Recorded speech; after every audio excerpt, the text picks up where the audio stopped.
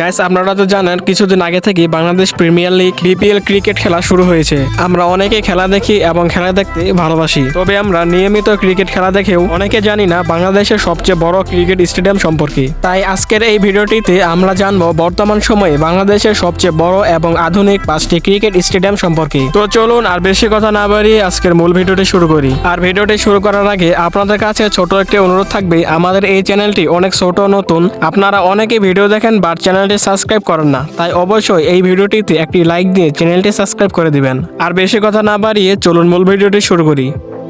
তো ভিডিও লিস্টের শুরুতেই 5 নম্বরে রয়েছে শেখ কামাল আন্তর্জাতিক ক্রিকেট স্টেডিয়াম কক্সবাজার। এটি বাংলাদেশের অন্যতম আধুনিক এবং দৃষ্টিনন্দন স্টেডিয়াম। কক্সবাজারে অবস্থিত এই স্টেডিয়ামটি শুধু বাংলাদেশে নয়, এশিয়ার অন্যতম সেরা স্টেডিয়াম হিসেবে স্বীকৃত। এই স্টেডিয়ামটি বিশ্বের দীর্ঘতম সমুদ্র সৈকতের কাছাকাছি হওয়ায় এখানকার পরিবেশ সবসময় থাকে মনোরম। সমুদ্রের ঠান্ডা বাতাস, সবুজ গাছপালা সব মিলিয়ে এটি একটি আদর্শ ক্রিকেট স্টেডিয়াম। স্টেডিয়ামটির ডিজাইন এমনভাবে করা হয়েছে যাতে প্রাকৃতিক সৌন্দর্য পুরোপুরি উপভোগ করা যায়। শেখ কামাল আন্তর্জাতিক ক্রিকেট স্টেডিয়ামটিতে দর্শক ধারণ ক্ষমতা প্রায় 10,000। আধুনিক সব সুযোগ সুবিধা সহ এই স্টেডিয়ামে রয়েছে উন্নত মানের ড্রেসিং রুম, মিডিয়া সেন্টার এবং ফ্লাড লাইট। এই স্টেডিয়ামটি 2014 সালে চালু করা হয়। শেখ কামাল স্টেডিয়ামে এখন পর্যন্ত বেশ কিছু উল্লেখযোগ্য আন্তর্জাতিক ম্যাচ অনুষ্ঠিত হয়েছে। বিশেষ করে মহিলা ক্রিকেটের আন্তর্জাতিক ম্যাচ এবং অনূর্ধ্ব 19 দলের গুরুত্বপূর্ণ ম্যাচ এখানে আয়োজিত হয়।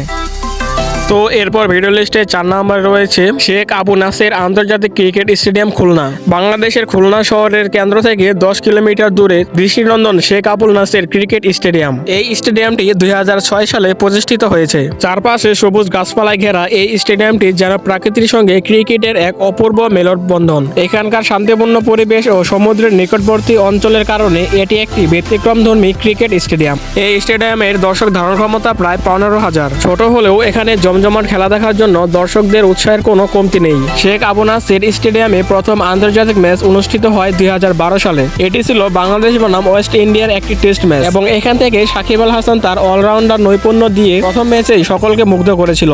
এছাড়াও এই স্টেডিয়ামটিতে এখন পর্যন্ত বেশ কয়েকটি টেস্ট ম্যাচ, ওডিআই এবং টি-20 ম্যাচ আয়োজিত হয়েছে। তার মধ্যে উল্লেখযোগ্য 2014 সালের বাংলাদেশ বনাম জিম্বাবুয়ে টেস্ট সিরিজ।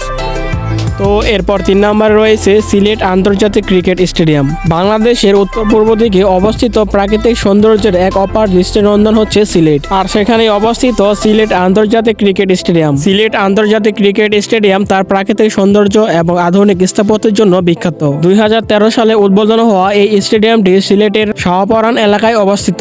চারদিকে চা বাগান আর সবুজ পাহাড়ে ঘেরা এই স্টেডিয়ামে নকশার আছে আন্তর্জাতিক মানের পরিপূর্ণতা। স্টেডিয়ামটিতে একসাথে 18,500 দর্শক ধারণ করতে পারে। বড় ম্যাচগুলোর সময় এটি ভরে ওঠে সিলেট ও আশেপাশের অঞ্চল থেকে আসা ক্রিকেট প্রেমীদের ঢলে। সিলেট আন্তর্জাতিক ক্রিকেট স্টেডিয়াম প্রথম আন্তর্জাতিক ম্যাচ আয়োজন করে 2014 সালে। সিলেট আন্তর্জাতিক ক্রিকেট স্টেডিয়ামের বিশেষত্ব শুধু এর স্থাপত্য নয়, বরং এটি বাংলাদেশ ক্রিকেটকে আরও এগিয়ে নিয়ে যাওয়ার জন্য একটি মাইলফলক।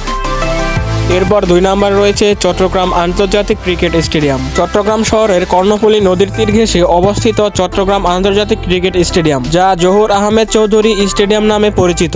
স্টেডিয়ামের মনোরম পরিবেশ, সবুজ মাঠ এবং সুন্দর গ্যালারি যেন প্রতিটি দর্শকের মন কেড়ে নেয়। এটি একটি আধুনিক সুযোগ সুবিধা সম্পন্ন ক্রিকেট স্টেডিয়াম, যেখানে প্রায় 22,000 দর্শক একসাথে খেলা উপভোগ করতে পারে। কর্ণফুলী নদীর পাশে অবস্থান স্টেডিয়ামের পরিবেশকে আরো মনোরম করে তুলেছে। চট্টগ্রাম আন্তর্জাতিক ক্রিকেট স্টেডিয়ামের প্রথম আন্তর্জাতিক ম্যাচ অনুষ্ঠিত হয় 2006 সালে। সেখানে শ্রীলঙ্কার বিপক্ষে বাংলাদেশের একটি টেস্ট ম্যাচ খেলা হয় এবং এখন পর্যন্ত এখানে 20টিরও বেশি টেস্ট, 20টিরও বেশি ওয়ানডে এবং প্রায় 10টি টি-20 আন্তর্জাতিক ম্যাচ অনুষ্ঠিত হয়েছে। এবং এই স্টেডিয়ামে 2013 সালে সাকিব আল হাসান শ্রীলঙ্কার বিপক্ষে ডাবল সেঞ্চুরি করেছেন। চট্টগ্রাম আন্তর্জাতিক ক্রিকেট স্টেডিয়াম শুধু খেলোয়াড়দের জন্য নয়, দর্শকদের জন্য এক অসাধারণ অভিজ্ঞতা প্রদান করে। এখানে রয়েছে আধুনিক ড্রেসিং রুম, প্র্যাকটিস নেট এবং আন্তর্জাতিক মানের ফ্লাড লাইট, যা রাতের খেলার সুযোগ করে দেয়। তো আপনারা যারা চট্টগ্রাম শহর থেকে ভিডিওটি দেখছেন, তারা অবশ্যই আপনাদের ক্রিকেট স্টেডিয়ামের পাওয়ারটি কমেন্ট বক্সে দেখিয়ে দেন।